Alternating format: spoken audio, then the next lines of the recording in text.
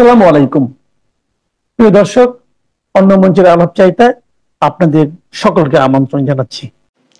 আন্তর্জাতিক অপরাধ ট্রাইব্যুনাল বা আইসিটি নামটা শুনলে মনে হয় গম্ভীর একটা জায়গা, যেখানে মানবতা বিরোধী অপরাধের বিচার হয়। তবে এরই মধ্যে বাংলাদেশের সাবেক প্রধানমন্ত্রী শেখ হাসিনাকে ফাঁসির দণ্ড দেওয়ার পর আন্তর্জাতিক মানবাধিকার সংস্থাগুলোর পক্ষ থেকে আন্তর্জাতিক অপরাধ ট্রাইব্যুনালের বিচার প্রক্রিয়া ও ন্যায় বিচার পাওয়া নিয়ে ব্যাপক প্রশ্ন তোলা হয়েছে।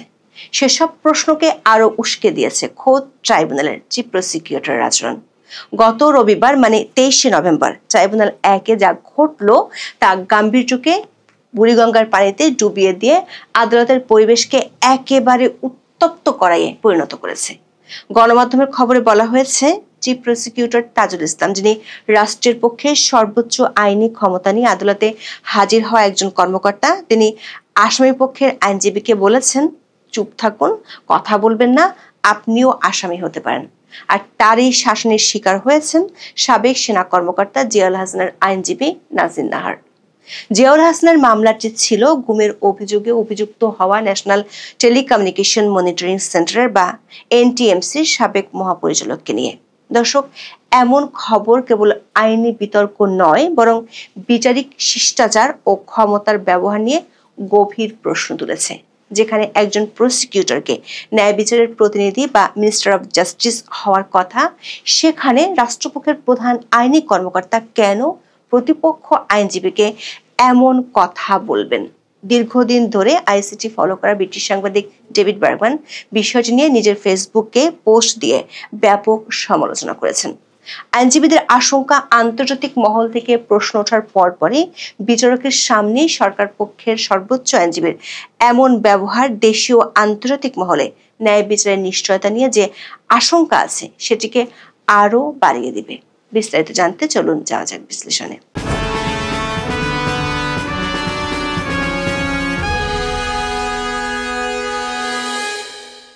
ঘটনাটি ঘটেছিল বিচারপতি মোহাম্মদ গোলাম মর্তুজা মজুমদারের নেতৃত্বাধীন 2 সদস্যের আন্তর্জাতিক অপরাধ ট্রাইব্যুনাল 1-এ। শুনানির সময় আইনজীবী নাজির নাহার যখন তার ক্লায়েন্টের জিজ্ঞাসাবাদের প্রক্রিয়া নিয়ে অভিযোগ জানাচ্ছিলেন, ঠিক তখনই চিফ প্রসিকিউটর তাজুল ইসলাম যেন শাস্তির রোলার নিয়ে হাজির হলেন।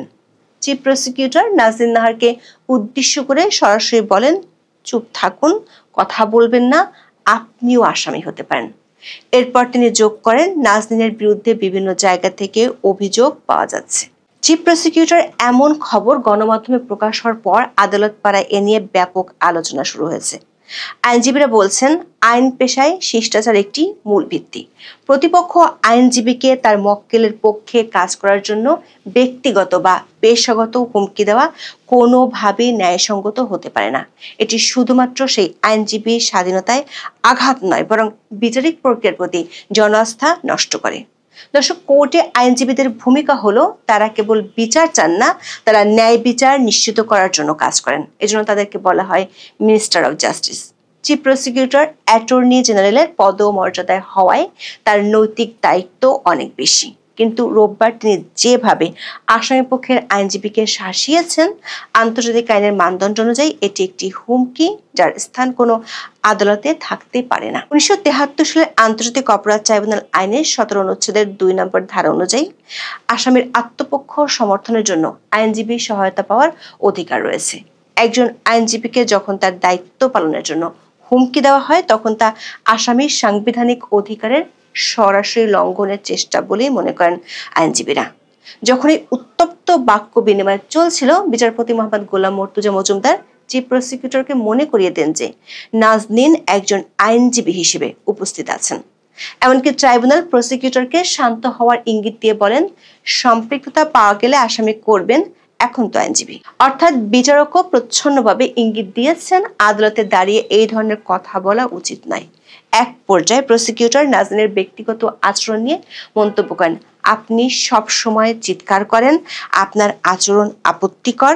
জবাবে নাজনীনও বলেন, আপনি আপত্তিকর কথা বলছেন। ট্রাইব্যুনালের চেয়ারম্যান শেষমেশ রেফারি হিসেবে কাজ করে বলেন, there is no need to get angry. সাংবাদিক ডেভিড বার্গম্যান মনে করেন, ট্রাইব্যুনালের চেয়ারম্যান বিচারপতি মোহাম্মদ গোলাম মর্তুজা মজুমদার পুরো ঘটনাচক্রে হস্তক্ষেপ করলেও তিনি চিফ প্রসিকিউটরের প্রতি ফার টু অ্যাকোমোডেটিং বা অতিরিক্ত সহনশীল ছিলেন এবং এই ধরনের অভিযোগ বন্ধ করতে আরো কঠোর হওয়া উচিত ছিল। দর্শক, যদি অতিরিক্ত সহনশীল থাকার অভিযোগ সত্যি হয় তাহলে এই আদালতের বিচার প্রক্রিয়ার স্বচ্ছতা নিয়ে প্রশ্ন আরো বাড়বে।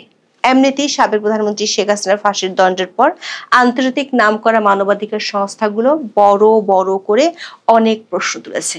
প্রশ্ন হলো, চিফ প্রসিকিউটর এমন উচ্চ রক্তচাপের কারণ কি ছিল?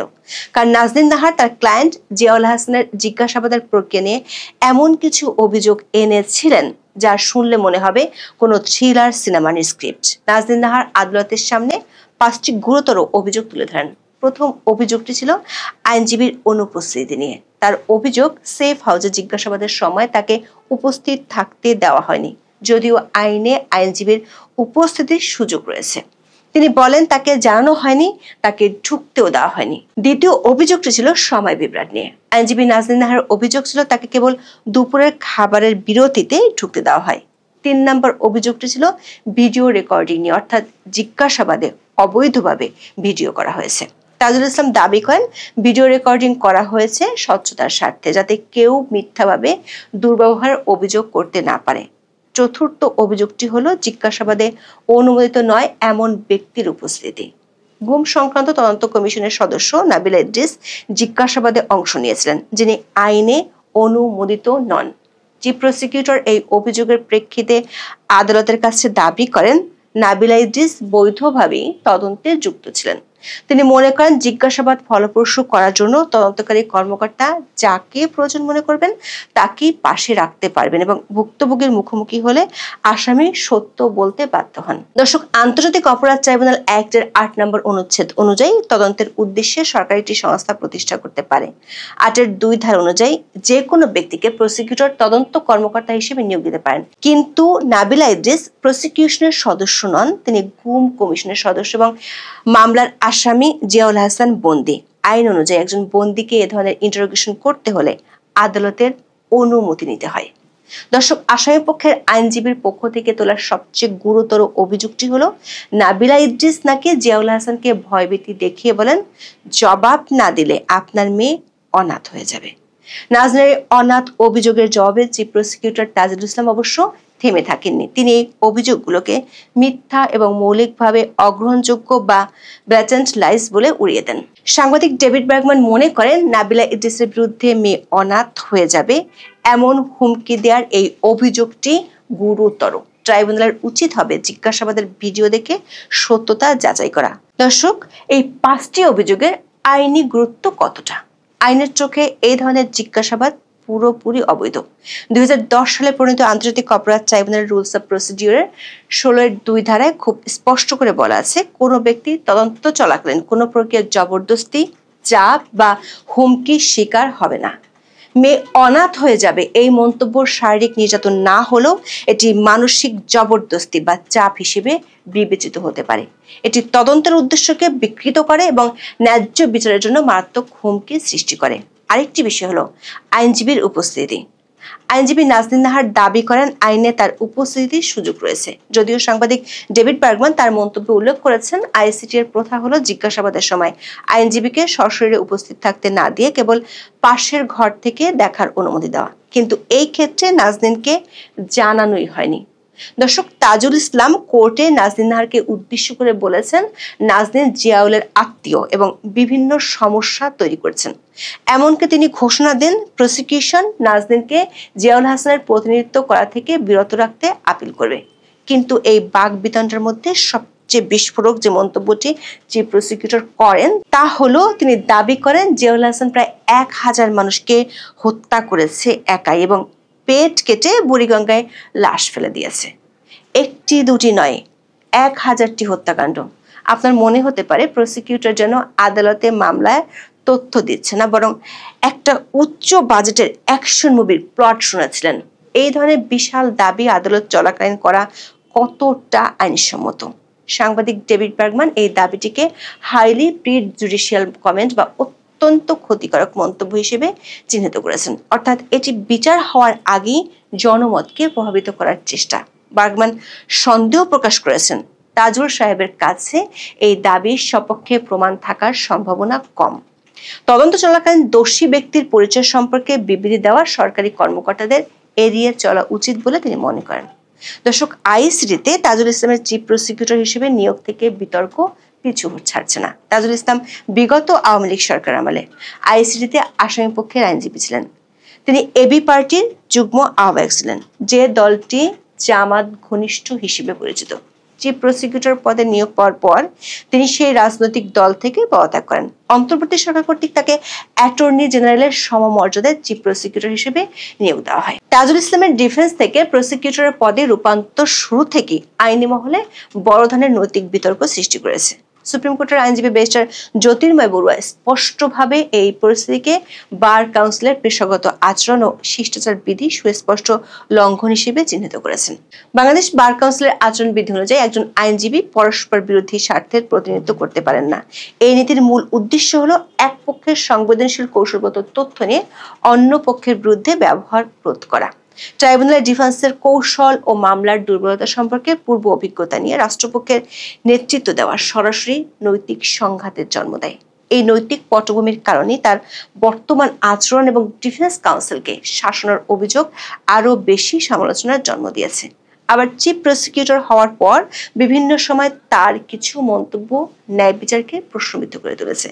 গত 30 আগস্ট একটি গোল টেবিল বৈঠকে তাজুল ইসলাম বলেন, আগামী নির্বাচনে নির্বাচিত সরকার যদি এই বিচার প্রক্রিয়া এগিয়ে না নিয়ে যায়, সেই আশঙ্কায় তাদের বিচার তাড়াহুড়ো করে শেষ করতে হচ্ছে। তিনি আশঙ্কা প্রকাশ করেন যে এই হ্রাস বা তাড়াহুড়োর কারণে কাজে হয়তো খুঁত থেকে যাওয়ার আশঙ্কা আছে।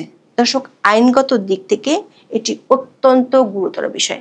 মানবতা বিরোধী অপরাধের মতো গুরুতর মামলায় ডিউ প্রসেস বা যথাযথ প্রক্রিয়া অনুসরণ করা আন্তর্জাতিক ন্যায় বিচারের মৌলিক নীতি। যখন প্রসিকিউশনের সর্বোচ্চ কর্মকর্তা নিজেই বলেন বিচার একটি রাজনৈতিক সময়সীমার অধীন হয়ে ত্রুটিপূর্ণ হতে পারে, তখন এটি ট্রাইব্যুনালের স্বাধীনতা ও নিরপেক্ষতা নিয়ে আন্তর্জাতিক মহলে গুরুতর প্রশ্ন সৃষ্টি করে। সেটি হয়েছেও শেখ হাসিনার বিরুদ্ধে ফাঁসির রায় ঘোষণার পর। অ্যামনেস্টি ইন্টারন্যাশনাল, হিউম্যান রাইটস ওয়াচের মতো আন্তর্জাতিক প্রতিষ্ঠানগুলো এই আদালতের বিচার প্রক্রিয়া নিয়ে প্রশ্ন তুলেছে। দর্শক, আইসিটির এই পুরো ঘটনাটা অনেকটা এমন যেন একটি গম্ভীর সিম্ফনি অর্কেস্ট্রা চলছে, যেখানে সবাই সুর মেলাতে ব্যস্ত। হঠাৎ করে চিফ প্রসিকিউটর এসে তার বেহালাকে লাঠির মতো ব্যবহার করে আসামিপক্ষের আইনজীবীকে শাসাচ্ছেন। এতে সুরও নষ্ট হলো আর বিচারের মর্যাদা হলো ভুলণ্ঠিত। যখন চিফ প্রসিকিউটরের মতো একজন প্রধান কর্মকর্তা ডিফেন্স কাউন্সিলকে হুমকি দেন, তখন ডেভিড বার্গম্যানের মতো পর্যবেক্ষকের মাধ্যমে এই ঘটনা আন্তর্জাতিকভাবে প্রচারিত হয়।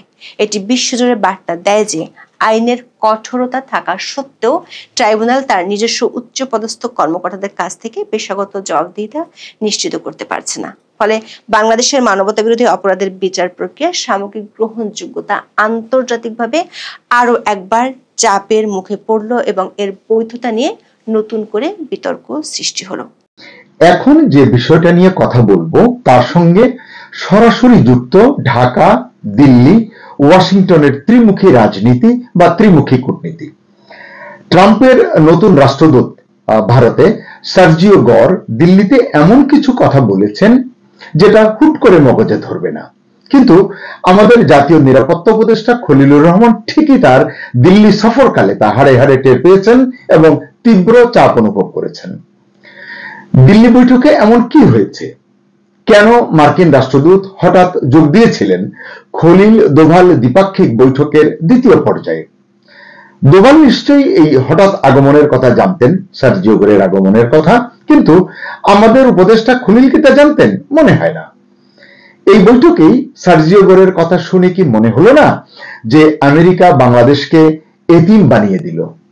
খুলে বলি, সার্জিও গরকে ভারতে আমেরিকার রাষ্ট্রদূত করে পাঠানোর পেছনে ট্রাম্পের একটা চিন্তাই কাজ করেছে, এটা আমরা ইতিমধ্যেই শুনেছি আরো কয়েকদিন আগেই। তা হলো ভারতের সঙ্গে আমেরিকার দূরত্ব কমাতে হবে।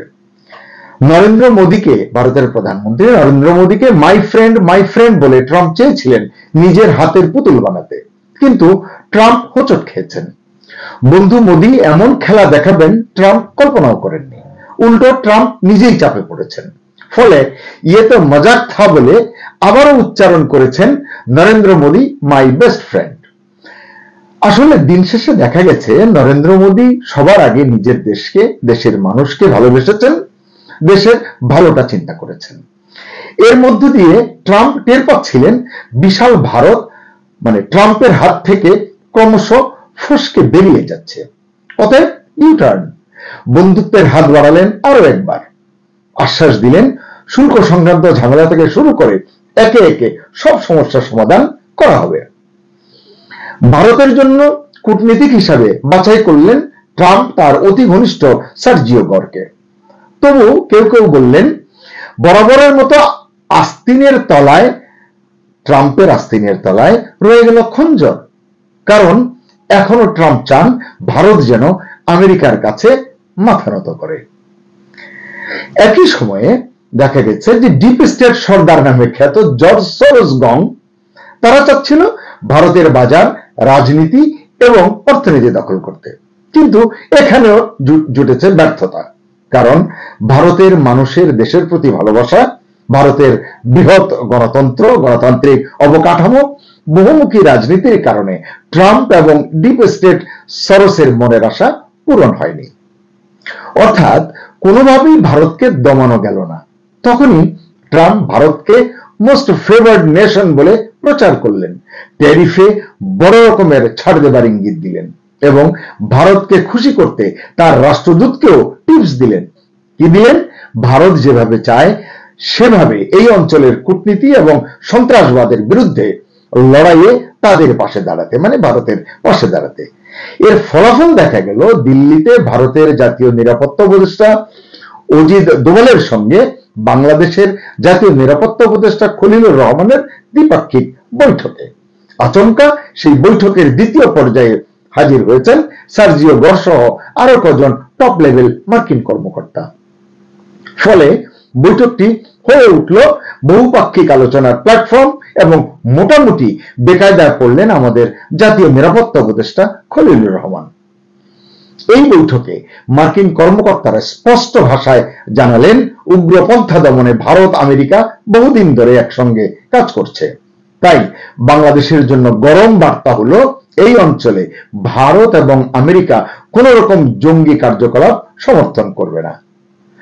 বাংলাদেশ এই অঞ্চলে ভারতের নিরাপত্তার প্রশ্নে ঝুঁকি তৈরি করলে আমেরিকা তা মেনে নেবে না এবং বাংলাদেশ আমেরিকার স্বল্প সমর্থনটুকুও হারাবে। দর্শক খেয়াল করবেন, স্বল্প সমর্থনটুকুও হারাবে। সন্দেহ নেই আমেরিকার এই বয়ান বাংলাদেশের জাতীয় নিরাপত্তা উপদেষ্টাকে ভীষণ চাপে ফেলেছে, যার প্রমাণ মিলে এর পরদিন কলম্বো সিকিউরিটি কনক্লেভের সম্মেলনে 20 নভেম্বর, যেখানে মিস্টার খলিল অবলীলায় স্বীকার করেছেন বাংলাদেশও বিভিন্ন সময় জঙ্গিবাদের শিকার হয়েছে, অনেক জঙ্গিকে এর কারণে জেলে পাঠানো হয়েছে।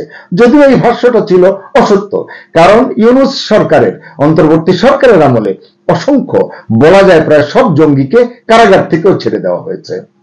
সরকারের তরফ থেকে বারবার বলা হয়েছে দেশে জঙ্গি গোষ্ঠী নেই, স্বরাষ্ট্র উপদেষ্টাও একাধিকবার এই কথা বলেছেন, কিন্তু বাস্তব চিত্র ভিন্ন। সূত্র জানায় মিস্টার খলিল এমন প্রতিশ্রুতিও দেন যে বাংলাদেশ নিজেদের ভূখণ্ড ব্যবহার করে কোনো জঙ্গি কার্যক্রম চলতে দেবে না। এক কথায় সন্ত্রাস এবং জঙ্গিবাদে জিরো টলারেন্স দেখাবে বাংলাদেশ। এদিকে বাংলাদেশের মাটি ব্যবহার করে ভারতের বিরুদ্ধে জঙ্গি কার্যকলাপের অনেক খবর ভারতীয় মিডিয়ায় গত বেশ কিছুদিন ধরেই প্রকাশিত হচ্ছে। এর কতটা সত্য, কতটা মিথ্যা তা বলতে পারবে আসলে বাংলাদেশের আইন শৃঙ্খলা বাহিনী এবং ভারতের সংশ্লিষ্ট কর্তৃপক্ষ। কারণ ভারত দাবি করছে তাদের হাতে অনেক তথ্য প্রমাণ রয়েছে। আপনাদের মনে আছে কিছুদিন আগে ভারতের যে সেনা গোয়েন্দা দল বাংলাদেশে এসেছিলেন, তারা স্যাটেলাইটে তোলা অনেক ছবি, অনেক তথ্য উপাত্ত বাংলাদেশ সেনাবাহিনীর সংশ্লিষ্ট ঊর্ধ্বতন কর্মকর্তাদের কাছে হস্তান্তর করেছেন বলে জানা গেছে।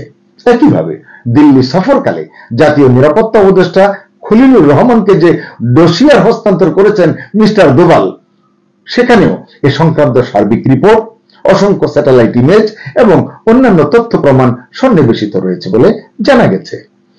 এই ডোসিয়ার মার্কিনীদের নজরেও এসেছে এবং সে কারণেই মার্কিন রাষ্ট্রদূত বৈঠকে বাংলাদেশকে সরাসরি সতর্ক করেছেন বলে জানা গেছে। তিনি বলেছেন কোন জঙ্গি গোষ্ঠী বা কোন গোয়েন্দা সংস্থা, এবং আইএসআই কে মিন করা হয়েছে বলেই সূত্র জানাচ্ছে, যেন কোন গোয়েন্দা সংস্থা বাংলাদেশের ভূখণ্ড ব্যবহার করার সুযোগ না পায় এবং এই ধরনের কোন অপকর্ম করতে না পারে। মার্কিন প্রতিনিধি দলের ভাষ্য ছিল খুব স্পষ্ট, এই অঞ্চলে ভারতের নিরাপত্তার বিরুদ্ধে কিছু হলে আমেরিকা চুপ করে থাকবে না, এটি হলো স্পষ্ট বার্তা। তার মানে কি? মানে হচ্ছে ভারত এখন এই অঞ্চলের আমেরিকার প্রিয় সন্তান। বাংলাদেশ অগ্রাধিকার তালিকা থেকে অনেক নিচে নেমে গেছে, এটি বোঝা যাচ্ছে। এজন্যই হয়তো বিশ্লেষকরা বলছেন বাংলাদেশকে এতিম বানিয়ে ভারতের পাশে দাঁড়ালো আমেরিকা। আসলে সবই রাজনীতি, এবং এই রাজনীতিতে শেষ কথা বলে কিছু নেই। এই তো কিছুদিন আগেও ট্যারিফ নিয়ে যে ভারত ও আমেরিকা প্রায় মুখোমুখি দাঁড়িয়ে গিয়েছিল, মিস্টার মোদির বিচক্ষণ নীরবতায় এবং প্রয়োজনীয় বিকল্প উদ্ভাবনের ফলে সেই আমেরিকাই আবার ভারতের সঙ্গে সম্পর্ক পুনর্নির্মাণে উদ্যোগী হয়েছে, মনোযোগী হয়েছে।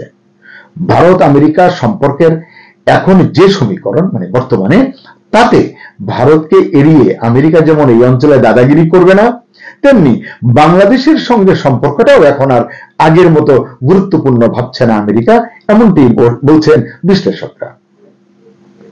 সহজ ভাষায় বললে এই পরিস্থিতিতে বাংলাদেশ অটোমেটিক্যালি সাইডলাইন হয়ে গেছে বা সাইডলাইন হয়ে যাচ্ছে, কারণ চীন ভারত প্রতিযোগিতাই এখন ট্রাম্পের মূল অগ্রাধিকার। বিশ্লেষকরাও বলছেন আমেরিকার কাছে বাংলাদেশ এবং ইউনুসের চেয়ে এখন ভারত মহাসাগরীয় অঞ্চলে চীনের প্রভাব কমানোর কৌশল, যৌথ অবস্থান এবং পথ চলা, মানে ভারত আমেরিকা, অনেক বেশি গুরুত্বপূর্ণ। একইভাবে বাংলাদেশে নিযুক্ত মার্কিন রাষ্ট্রদূত ব্রেন্টকেও ট্রাম্প দায়িত্ব দিয়েছেন চীনের সঙ্গে ইউনুস সরকারের অতি মাখামাখি যেন কমিয়ে আনতে তিনি ভূমিকা রাখেন। ইতিমধ্যেই বাংলাদেশ যে পাকিস্তানের পদাঙ্ক অনুসরণ করে পথ চলছে, এটি নিয়ে অনেক আলাপ আলোচনা হয় চারিদিকে, আমি বাড়তি কথা বলতে চাই না। পাকিস্তানের মতো ইউনুস সরকারও চীনা প্রতিরক্ষা সরঞ্জাম ক্রয়ে উদ্গ্রীব হয়ে আছে, আগ্রহী হয়ে আছে, এটা আমেরিকা মানতে পারছে না। আপনারা জানেন অতি সম্প্রতি যে চীন থেকে 26,400 কোটি টাকার প্রতিরক্ষা সরঞ্জাম কেনার যে ইউনুস সরকারের যে সিদ্ধান্ত, এতে ভেজায় নাকশ হয়েছেন ডোনাল্ড ট্রাম্প। এরই ঝাঁজ টের পেয়েছেন নিরাপত্তা উপদেষ্টা খলিল এবার দিল্লি বৈঠকে। নয়তো অজিত দোভালের সঙ্গে খলিলুর রহমানের দ্বিপাক্ষিক বৈঠকে এভাবে সার্জিও গড় তার টিম নিয়ে ঢুকে যেতেন না, এবং ভারত সীমান্ত ঘিরে বাংলাদেশ, পাকিস্তান এবং চীনের কোন তৎপরতার দিকে আঙুল তুলতেন না, এবং প্রকারান্তরে বাংলাদেশকে এতিম বানিয়ে আমেরিকা ভারতের পাশে দাঁড়াতো না। তাহলে কি দেখা যাচ্ছে? সব মিলিয়ে এটি কি বোঝা যাচ্ছে যে বাংলাদেশ এখন চাপে পড়েছে? কারণ ভারত তার মেসেজ দিয়ে দিয়েছে, নিরাপত্তা নিয়ে তারা আর ছাড় দেবে না, এটি তারা বলছে। রাজনাথ সিং হুঙ্কার ছুড়েছেন, মার্কিন যুক্তরাষ্ট্র ভারতের পাশেই আছে, এটি এখন স্পষ্ট। তার মানে বাংলাদেশ এখন ভয়াবহ কূটনৈতিক চাপে পড়েছে। এবং এর আরো অর্থ যদি আমরা খুঁজি, ওয়াশিংটনের দৃষ্টিতে বাংলাদেশ এখন আপাতত সাইড স্টোরি, ভারত হলো মূল ক্যারেক্টার। তাই বাংলাদেশকে খুব হিসাব করেই সামনে এগোতে হবে। সকলকে ধন্যবাদ। আল্লাহ হাফেজ।